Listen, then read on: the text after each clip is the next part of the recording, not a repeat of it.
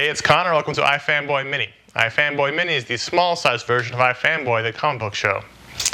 Let's go way back. Let's go way to 1992. I'm in high school. I'm reading Batman comics. I'm wearing a lot of flannel, and everybody's... In 1992, they had Batman and they had Detective Comics primarily, and then they announced a third Batman series, and I was excited. And I was even more excited when they announced that Alan Grant and Breyfogle, who had been on Detective Comics and Batman, those books before, were going to be launching this new book. And I was freaking thrilled. And what they launched was Batman Shadow of the Bat. Now, I wanted to talk to you about the first 4 issues, and here are the other 3, of this series. Now, when this came out, I literally was beside myself. Norm Breyfogle will be always, to me, the best Batman artist, my favorite anyway.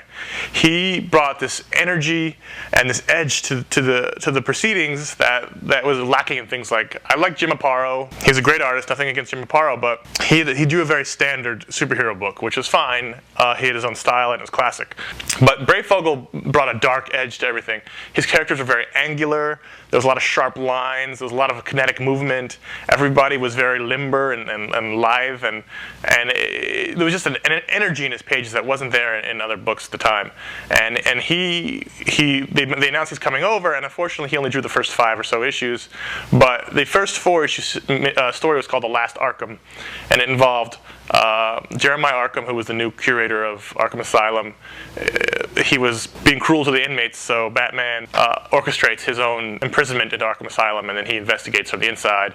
And it's the introduction of Mr. Zsasz, who was the serial killer villain, who was really disturbing for the time. He was the guy who would kill people, and then he would scar his own body with a knife, and each notch was a victim, and his body was just covered from head to toe with scars. And you saw him briefly in the Batman Begins movie. But he was introduced, and it was signaled a newer turn for Batman, a new darker turn.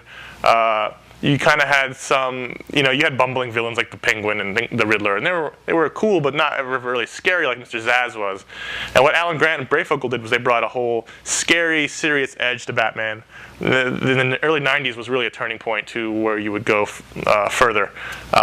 So I always look back on Batman Shadow of the Bat as one of my favorite runs, even if it was only the first 5 or 6 issues. Then after that, different artists came on, and it lost its specialness to me because really it was the combination of Grant and Breyfogle together which made it such a great pairing. Now, as you may expect, this is not really collected. There was a trade paperback of the first storyline, Last Arkham, in 1996, but it had, paperbacks from 1996 are not really readily available, and it was never reprinted. So, but these 4 issues I actually picked up at a convention last year for $1 each.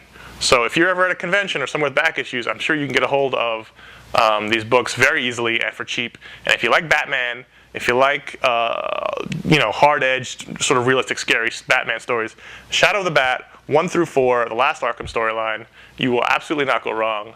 I would give anything to have Norm Breyfogle back on a Batman book. I'm just saying that right now.